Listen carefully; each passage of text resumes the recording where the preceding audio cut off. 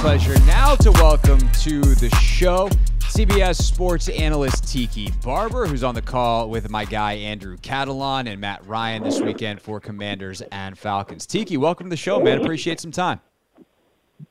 Thank you, Craig. Great to be on, man. How are you? I'm good, man. You sure you got another 10, 12 minutes here? I know you just did 4.5 hours up on FAN in New York. We're really milking you for all your Odyssey's worth today. Yeah, right. But we were talking Jets and Giants, and maybe a minute or so about the Rangers who opened yesterday and had a big victory. But yeah, I'm ready for the weekend to get here and NFL football that's meaningful to start happening. So I'm excited. Wanted to ask you that, like, considering your days, which you thought would be exciting, considering how the two teams look coming into the year, are filled with talking about Jets and Giants football. Like, is the CBS gig like a nice reprieve for you, or like how has it been calling these games, especially this season? Craig, you have no idea, because all we had was high expectations for the Jets. I mean, hell, half the Jet fandom had them in the Super Bowl, right? And the Giants, not that anybody was saying they were going to go to the Super Bowl, but they had a playoff victory on the road against the Vikings. I mean, the expectations were high. And then, 2 weeks in, we're like, all right, can we get the next season already? It's the reality of the game these days. If you get 2 or 3 guys injured, especially at key positions, it becomes really hard to win, because there's so much turnover on teams nowadays. About half the roster gets turned over, it feels like, and there's no continuity. So if there's injuries, it becomes really hard to win. And in New York, both teams are feeling it at the same time, so it makes for, just adversarial radio. Yeah, for sure. So, and New York fans, like my cousins, are clearly always the nicest people with great outlooks on everything. We don't need to go any farther down that road. But you did just spark they're very measured. Yeah, very measured. You did just spark a thought in my head, though, and you're like the perfect guy to ask about this, because you did not get done playing that long ago. But the way the league has... You'd be surprised. It's 17 years, man. Did you retire? No way. You've been retired for 17 years? This is my 17th year out. This is my 17th year away from the NFL. As crazy as that sounds. I could have told you 10, and you'd be like, yeah, that sounds right. That's what it was in my head. I didn't double-check your career stats before we had you on, because I didn't think I was going to ask this question. But, it's still close enough. It's not as close as I thought, but God, dang, I cannot believe. Okay, anyway, I'm just going to keep moving before my brain explodes. But, like, when you played, the way the CBA was, the teams were older. And one of the hypotheses that I have now about the Commanders and their slow starts these past couple of years is that Jack Del Rio and Ron Rivera haven't necessarily adapted to a younger league where the amount you can put on players in a season and in a training camp is, obviously going to be less than veterans who have been around and seen more. And perhaps by week 5, week 6, these last couple of years, it's clicked with some of these younger guys and they've performed better. But every year since they've gotten here, they've given up over 30 points a game in the first 5. Have you seen anything like that around the league? And do you think there's any validity to that theory? Oh, you're dead on it. So it's a couple of things. One, the young players are being asked to play right away, as you guys see with Emmanuel Forbes. And 2, you're not getting nearly as much training as you used to. Camps have been cut down. There's not a ton of contact, so tackling becomes an issue. I think we've seen that with a lot of teams, including the Commanders. The Giants had the same issue. The Jets did as well. So you have to kind of work your way into being a complete team in the regular season. Nobody plays in the preseason anymore because they don't want to get injured.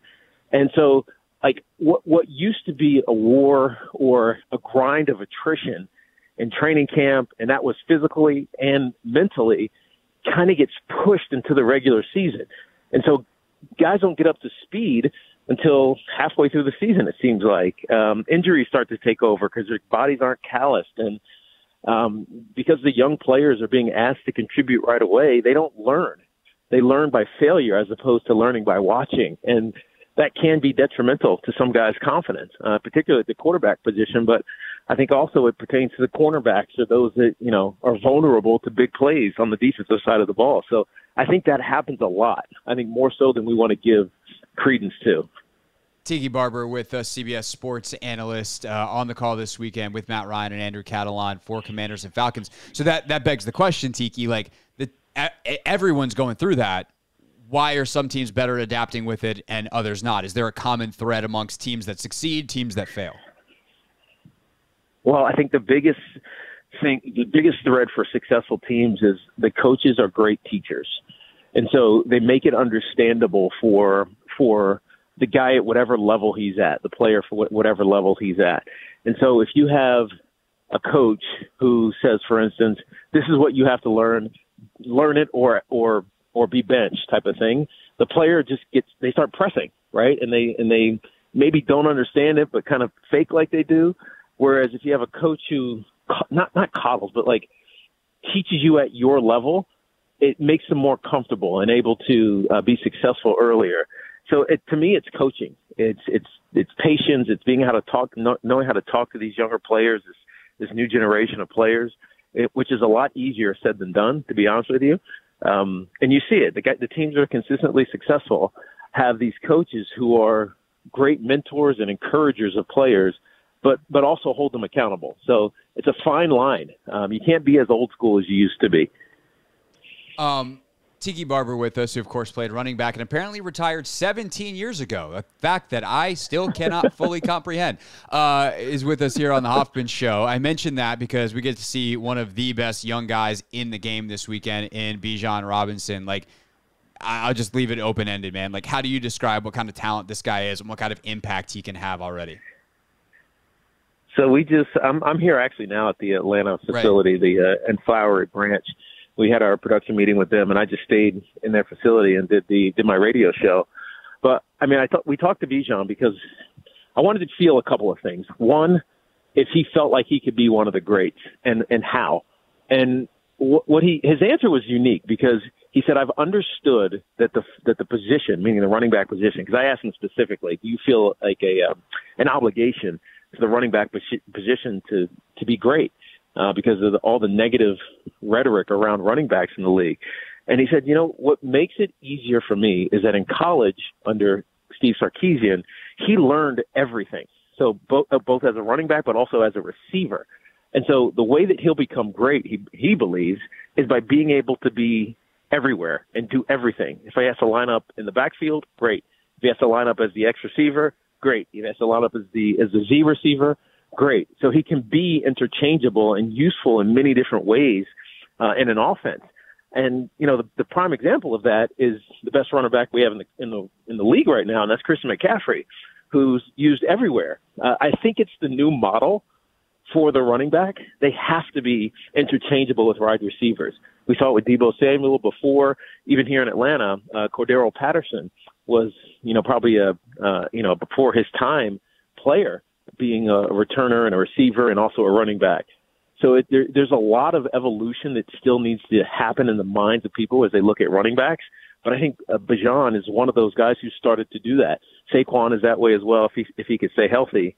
But it's become necessary in order for the position, I think, to survive. Yeah, and for those guys to get paid, and we'll see, obviously, McCaffrey's kind of the next big one, yeah, who I think is going to be the question around that. For the Commanders, they've got a guy in Curtis Samuel who does some of that stuff, and I think it's been interesting watching their offense this year. It's got flavors of what they do in Kansas City, but it seems to be pared down for Sam Howell for sure, and it's worked in spurts. What have you seen from the Commanders' offense, and what do you think they can do? They've had obviously this mini bye after the disaster against the Bears as a team, losing 40-20 to a team that hadn't won a game in 15 weeks. But what do you think that they can come out with for this next quarter of the season? With Sam Howell now having 6 games under his belt. Well, I mean, you mentioned it about Sam, and it's so important that quarterbacks develop at their pace. Like, we want to accelerate them, and we want to throw everything on their plate. And you used to be able to get away with that, Greg. I remember back when Eli first came into the league, he got the entire offense as a rookie. And I remember these teams in 2004. They just gave him everything. And guess what? It was ugly, like really ugly for a year and maybe a year and a half. But eventually he figured it out. There wasn't pressure like he was going to get drafted over or he was going to get benched or let's sign a veteran backup so they can come take his place. But in today's NFL, because of the new CBA that you mentioned earlier, there's an acceleration on QB development. You got 4 years basically to figure out if he's going to be your long-term answer. And so the pressure and the urgency is really high. I think that's it's detrimental to young quarterbacks as they try to develop. Now with Sam, I see some great things. He throws a great deep ball, and he can be accurate when he has the time. But he also has to feel pressure and feel the pockets collapsing around him. It's why they lead the league, or at least him in particular, is the most sacked quarterback in the NFL, is that he's trying to hold on too long to make plays, when sometimes you just got to take the check down and get to the next play. And I think he'll learn that over time, as long as they give him time to do so. I do love this offense because it has so many explosive elements to it. It's just a matter of getting the simple things and making the simple things look simple, right? Instead of making the simple things look hard. Yeah, no, that's a great way to put it. Tiki Barber, CBS Sports, of course, also Tiki and Tierney, WFAN up in New York. I know it's a home game for Matt Ryan. Is he having you guys over for dinner? Is he taking you to somewhere in Atlanta? Like, what do you guys got this weekend with Ryan not having to fly anywhere? You know, it's interesting because Matt's he's not doing anything with us. He's actually staying home. We're going out to dinner at some Thai restaurant that he recommended, but He's not coming with us. He's going to spend the weekend with his family. Well, what a concept! What a concept! All right, but I'll get to do that next week, because next week I have the Giants. So there you go. Nice. Yeah, you guys have fun at dinner. I'm sure you've heard of this place in New York. You can find somewhere. Tiki Barber with us here on the Team 980. Much appreciate the time, man. Hopefully we can do this again sooner rather than later. Most certainly, man. Be well. All right, you as well. Tiki Barber, again, on the call with Catalan and Ryan this weekend, joining us here on The Hoffman Show. Hey, this is DA, and you're listening to The Hoffman Show on the Team 980 and the Odyssey app.